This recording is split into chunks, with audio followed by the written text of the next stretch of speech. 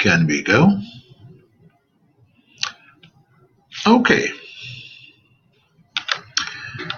A very good day to you. This is Monday, 11th of September, in a period of time when bad weather has overtaken us and storms are wreaking havoc. Much disaster. But one thing seems to stand out: the excitement of the human spirit. Despite all that is going on, there is still that survivor attitude and mentality. And so I am going to simply continue to keep all those places that were damaged in my thoughts, in my prayers. Believe the best. I walk by faith, not by sight. And I believe many things come before us to make us better, to make us stronger, to cause us to think and to cause us to do better and to make the adjustments that are necessary to make this life that we live better for all. Okay, that being said, let's get on to part two. I first published a real estate, an overview with my real estate involvement, things I do, the things I believe we share in common. And that video, I am happy to say, had an excellent viewing public. Quite a few people, far more than I thought would have, because many times, as you know, there are trends on Facebook and other media that if they don't project something light and quick and everything else, they can be ignored.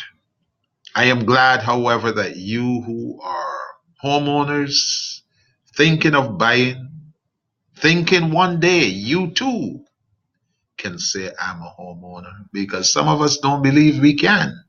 And that's separate from the ability to buy, which has to do with job, income, and everything else. But I'm glad that we had that situation in which, so many and varied people looked at it. And indeed, it was very, very encouraging. And I have 4 more of these to do. And depending on how they go, I may decide which direction I'll take them in. But my whole purpose is not simply, as a realtor, of course, I want you to come to me. Of course, I want you to call me. Of course, I want to be that person that will enable you to have a wonderfully exciting journey along the way to your home ownership experience. Or if you're selling, I want that house to be under contract as quickly as possible, with as close to your expected sale price as possible.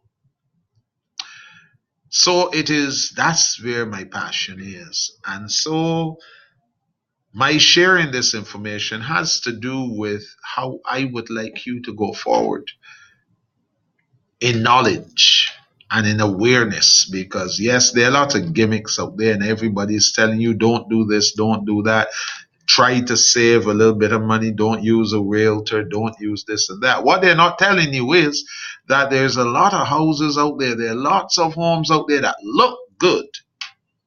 Foundationally, they're poor.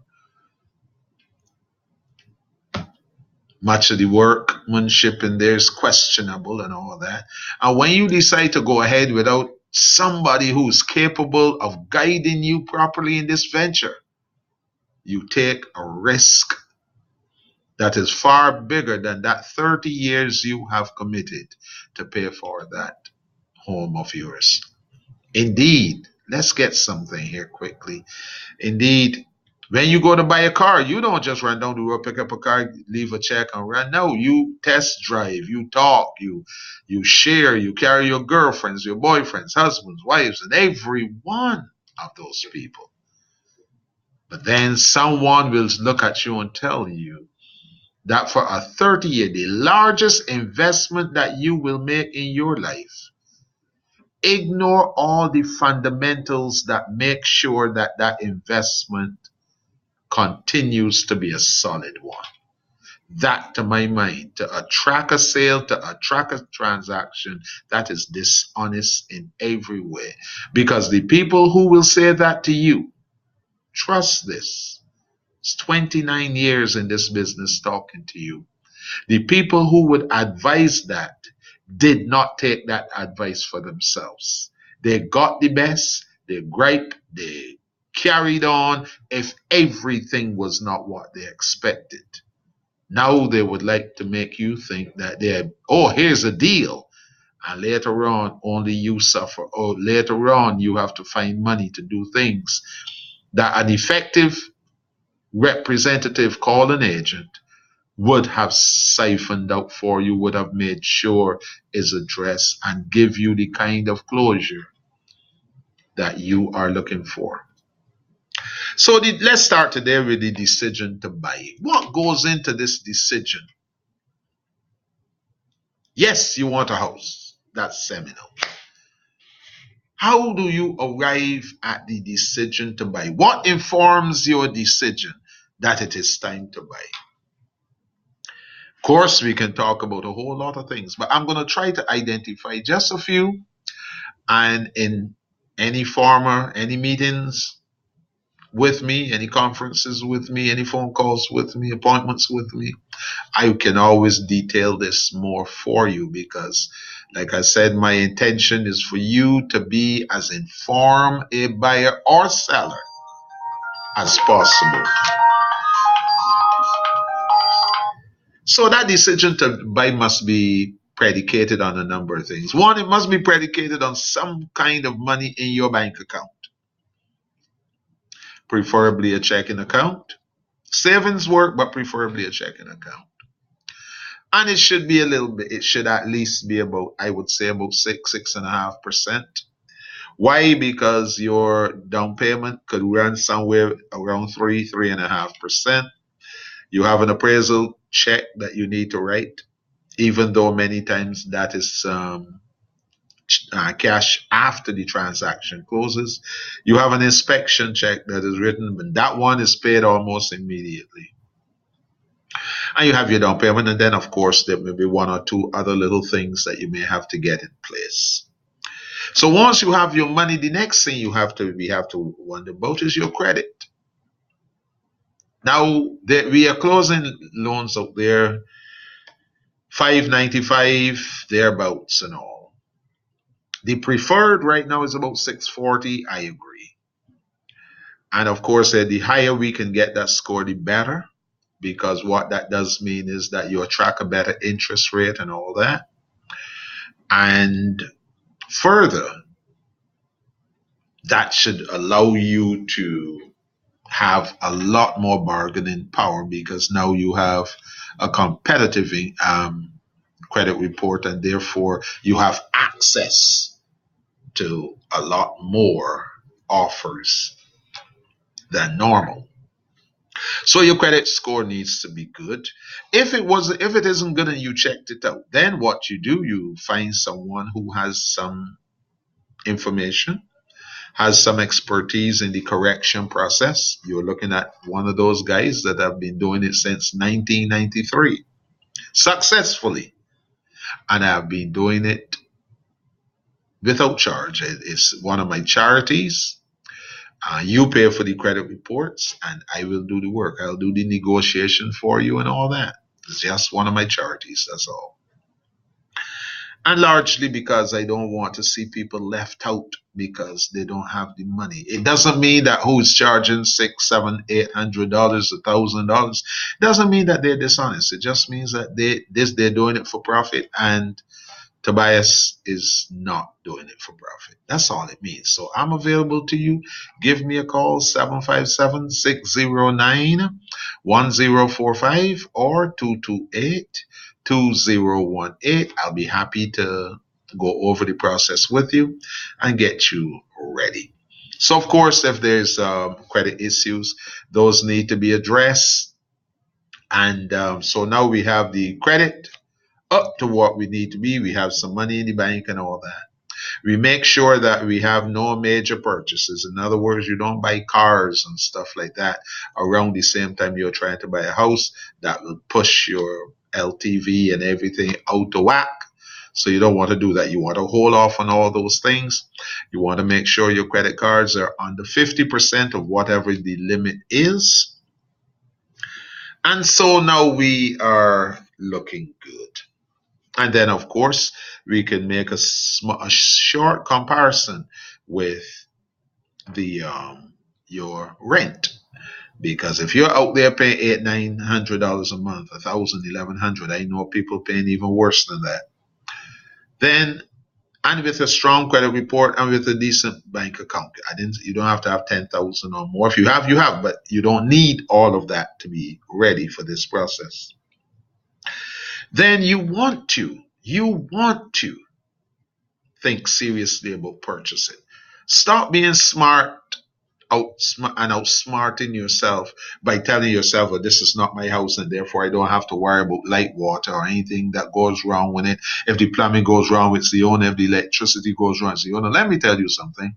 Look at your time that you've been renting that house and ask yourself, how many times really have you had an electrical problem, an HVAC problem, a plumbing problem? No, you haven't. So why is it going to start now?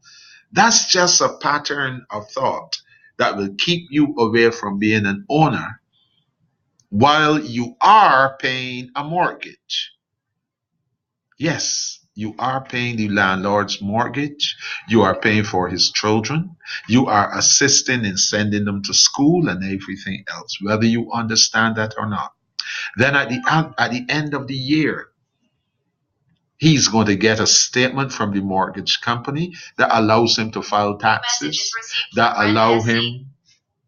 allows him to claim that mortgage interest that you paid, that allow him to pay the taxes and insurance that you paid, and you get nothing in the deal. So there's every reason why you want to get out of a rental situation. And then at the end of the year, you went from him 7, 8, 9 years, and then he sends you a note saying that he's doing some repairs, and therefore he needs to terminate your tenancy. Now you got to go and start all over again. Many times we are smarter than we need to be. Okay, and I'm here to tell you that when you start paying those kind of rents, for me, my cutoff is $700. Anything over $700, you need to be seriously thinking about getting the benefits of owning your home.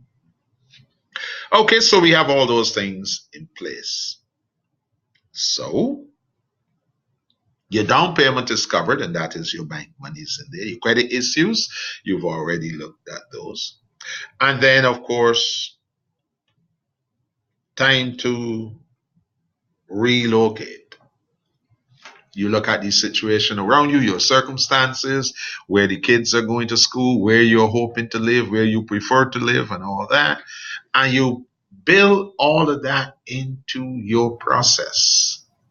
Don't just wake up one morning and say, let me go so and so. And then the afterthought is, what is my kids going to do? How am I going to get them out of zone? How am I going to do this? How am I going to do that? No, that's not proper planning. Let's put all of this in there up front. See, so that when you have all this on the table, now all of a sudden, as you go forward, it's built in. Your plan is built around all the situations that are involved here. And now you can have a far better experience. Okay?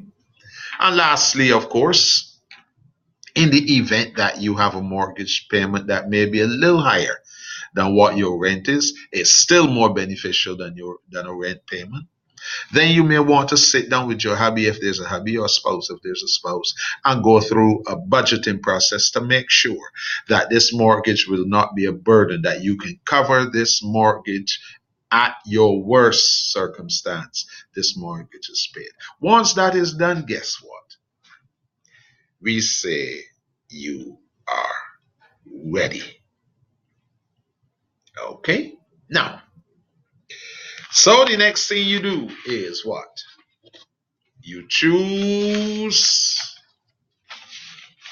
an expert.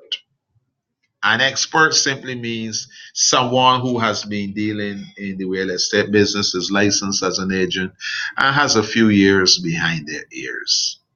I know many times we tend to go for relatives and friends who may be involved, who may not be as skilled as we require. And sometimes that allegiance could lead to some discomforted situations later on. Let's not do that. Let's make sure you find somebody who has about 5 or so years or better, and entrust that thing. If you want to do some research on them, if you want to see the history, if you want to look and see if they're being reported on to our professional organization or the state board or whatever else, you can do that. But do not go forward in this major investment without the assistance of a professional. Do not do that. Do not do that. Then once you've done that, his job is to make sure he hears you, find out everything that is involved, and then he will send you some properties. Now, here's something. My suggestion has always been that before he sends you those properties, get a pre-approval from your bank. The reason being, you need to know how much house your money could afford, and you need to stay within that figure. Because many times we go and we look at houses that are outside of our money. Obviously, there are amenities that will go along with the price of that house that our house may not, our ability to buy may not afford those amenities. And therefore, as we look at property, we keep remembering those amenities. And then next thing you know, you are at cross purposes because you don't know how to rationalize the two bands. The truth is, the two bands should never exist. If you are qualified for $150,000, let's look for houses somewhere between 125 and 150. There are enough of them out there, and you stay there. And in that way, you can maintain your focus and you can go forward without wondering about that house you saw yesterday that has some 3 or 4 jacuzzis and everything else. Don't do that. Let's bring it back, please, if you will. So your agent will show you some properties and all that. Then he will schedule those appointments for you after you have identified those properties that you want. Let's stick to about 4 or 5 tops, and then you further reduce that to 3. The reason being, again, you don't want to be confused. You don't want to go in and see 4 houses and see something here that is not there, and you're constantly making this crisscross and things like that. Let's stick. Let's start out with 5, but let's get to 3, because that's where a more definitive decision will be happening. You go out there, you look, you make a decision, you walk through, you feel it out, you look at it, you pass by it in the evening time and see how it feels around 6:30 at night. And once you get back to your agent saying, hey, I would like to have this house, he writes the offer, and whatever provisions, whatever perks you're looking for, whatever assistance, closing cost assistance, upgrades, or what have you, he will insert into that offer and try to secure that for you. And of course, I'm not going to deal here with the whole idea of, counter offer and all that, in which case you offer $100,000 for $140,000 property. The seller say, I don't want that. I need 125. That's called a counter offer, which means he rejected your $100,000. He's now telling you, look, I'm not taking it. I would accept 125 rather than the 140 I want. So now that offer is back on your table, and you're able to say, okay, fine. Now you got both worlds. You didn't have to pay 140, but you give up a few more dollars than you earlier offered. And it's a good deal now. So you have that done. Contract is written. You have to give that man what is called an earnest money deposit, generally somewhere between $500 and $1,000 check that will go into escrow. It's called EMD, earnest money deposit. Please remember. Okay, and then your bid is successful. It means that this house can be yours as long as the loan process is completed and everything moves along as it should. Again, I said, if our credit and everything was good and stuff like that, then there's absolutely no reason why this should not be an easy process. If everything we said, we talk about your your inspection and this and that and all those different steps. If everything is in place, then from here on in, this is easy sailing. If your agent is worth his salt, what he would do, he would have a schedule of things that are to happen when the inspection will take place. If everything is good with the inspection, we know when that will take place and it is completed. And on we go. So that at every step, you know when the appraisal took place, you know that the value of your home came in and everything is good. And that's how he will do. He will keep you abreast of the entire process. And as you walk through there, what happens is you get to walk out and walk into your home. And that's really what we want to do. Alrighty? So those things are part and parcel of the process. I want to come back in video number 3 and we're going to look at all the stuff that is needed in loan processing that you have to provide. For example, your W-2s, bank statements, 2 months of bank statements, your last 2 years of your tax returns, last 12 months of your rent receipts. And by the way, if you're renting, then what I would suggest is that you pay either by check or you pay by postal money order because you need a clean, clear track of 12 months of on-time payments.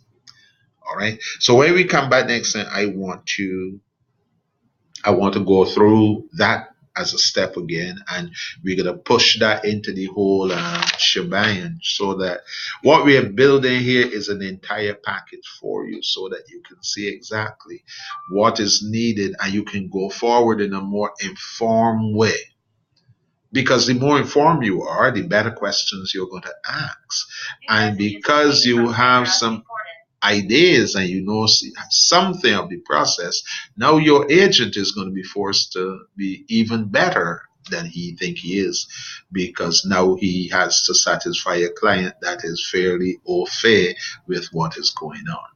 So once again, I thank you for listening. I'm hoping that you will enjoy this segment of the process.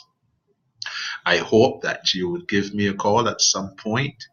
If you're here in Virginia Beach, I work in Hampton, I work in Newport News, Portsmouth, Norfolk, Chesapeake, the entire Virginia, Richmond even. Just give me a call. I'll be happy to serve you. That number is 1757, and then there are 2 numbers for it, 609-1045 or 228-2018. You could email me as well. Evans, Evans, Charles, Charles, 544 at yahoo.com. Send me something. Go in there, indicate that you heard this presentation. Send me a little note as to whether it worked for you, whether it informed you a little better than you were previously. And I will be back within a week or so as we do segment number 3, because I want this process, to be enlightening. I want it to be a true journey. I want when you wake up on mornings and you walk through your home, for you to smile and remember the experience that it was. So I want to thank you in advance for following with me, for checking it out, and for calling me and for allowing me the opportunity to serve you. Have a very, very good day. Let's look and pray and keep in mind those people in Florida, Houston, Texas, Hopefully, Atlanta, North Carolina, they will not be battered as badly. The Caribbean is in a mess right now. But I hope what this does is present an opportunity for all of us to get in and share with each other and be our brothers' keepers and lift up and raise up each other's hands. The conversation is a good thing, but let's by our actions show that we are here and we do care. Thank you so very much. Until next time, this is Tobias Worrell at Exit Realty over here, 870 North Military Highway, Virginia, Norfolk, Virginia 23502. Signing off. You have a good afternoon. Bye bye.